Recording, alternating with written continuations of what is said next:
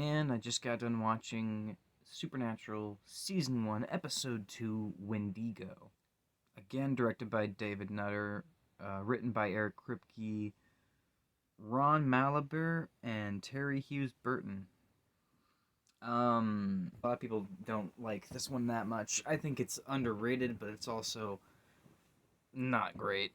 This episode is not the best.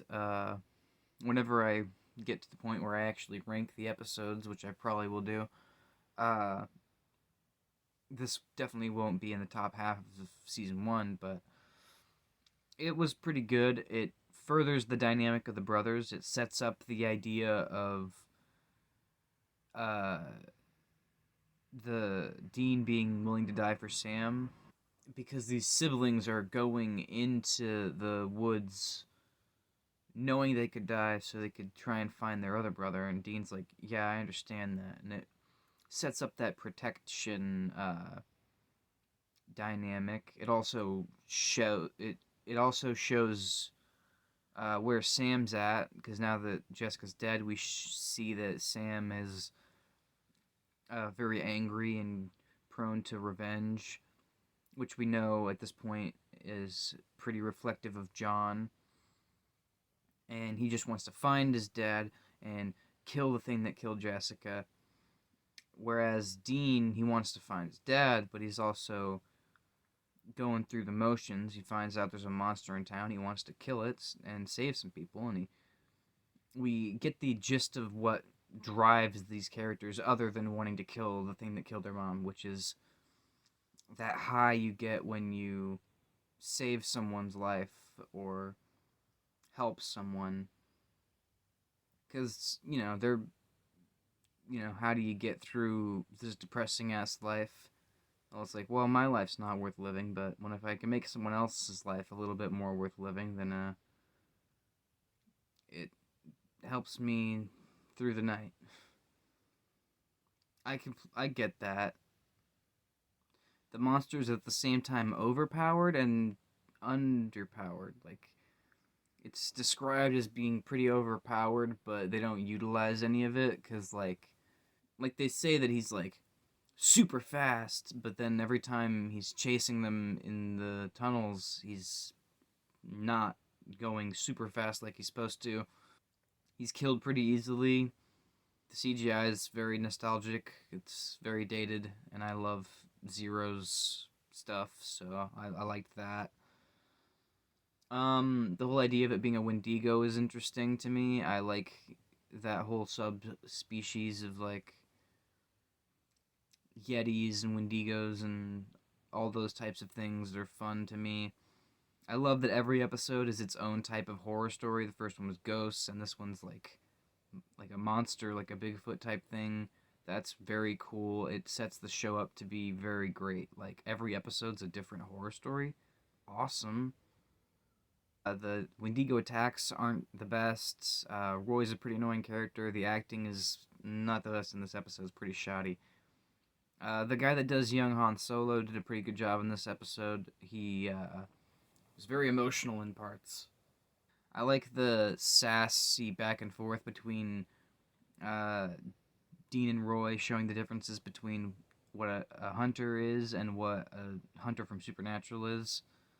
And it is a pretty big difference, if you ask me.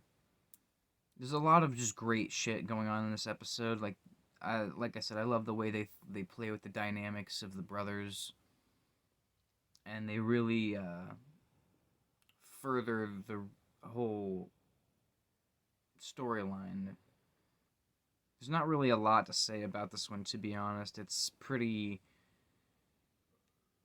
long, and a lot of it's just them walking through the woods, saying shit. It doesn't really matter that much. I thought it was pretty funny that Dean was like, "This is the most honest I've ever been with a woman before." Like, that's hilarious. They This is episode 2, and they're already like furthering these characters. Like, Dean's a real badass, and Sam is a nice guy, but he's also a hothead, which is kind of which is kind of like an oxymoron, but they do make it make sense. That line of dialogue where Dean's like, "I'm supposed to be the belligerent one." And they're showing that Sam's not always like this. It's the death that's doing this to him. They keep the dad and the main storyline of the demon shrouded in mystery and focus on this episode's bullshit, which is I think is a great episode on paper, with just showing how they interact with the hunting situation. Like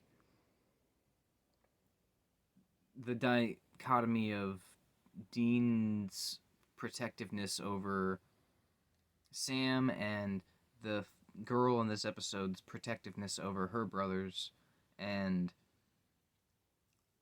the whole reflection on like Sam and Dean trying to find their dad, but also just why they like hunting is like because they get to kill evil to attack that pain that they can't get rid of from their mother dying, but they also get the giddiness of sparing a family of something like that.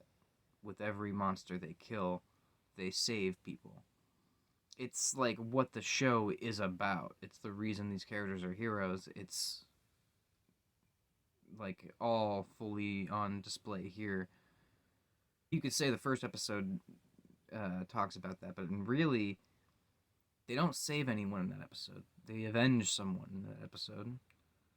I guess it prevents more people from dying, but in actuality, in this one, they actually save people. And you start to get the heroism of it all.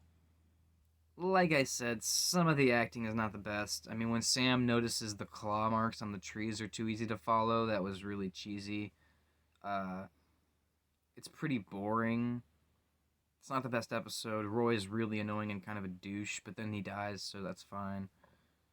M&Ms, they're in this episode for some reason. Peanut M&Ms, which I like. I'm indifferent to normal M&Ms, and the show had peanut M&Ms, so that was nice. I like the whole dad's journal and the way that